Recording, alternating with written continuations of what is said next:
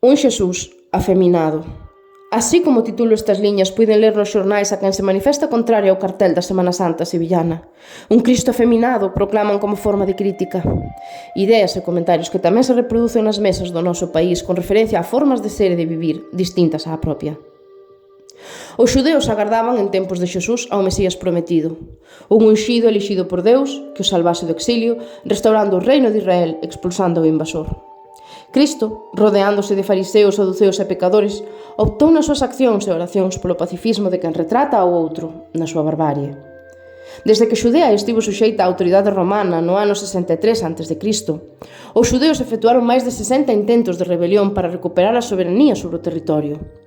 Unha das moitas disputas que os enfrontaban era que os romanos lles exixían que recoñecesen polo menos a un dos seus deuses.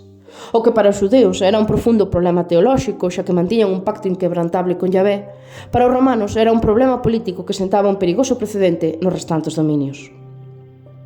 Neste contexto, algúns grupos subversivos iniciaron escaramuzas contra o poder establecido.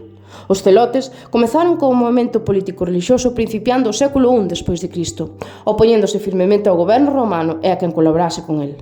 Os sicari, disidentes dos celotes, loitaron firmemente contra a ocupación portando sicae ou pequenos puñais que ocultaban entre as roupaxes.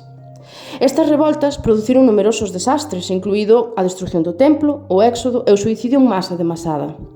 Para moitos expertos sería difícil atopar unha actividade terrorista en calquera período histórico que influíse tan decididamente na vida político-social dunha comunidade.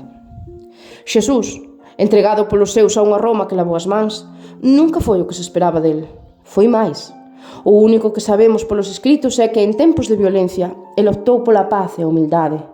Parecera que 2000 anos despois aínda non entendemos que trascendeu os anos e pasou a historia porque foi quen de entender a forza hercúlea do amor, de dar sen pedir e de ver sen xulgar.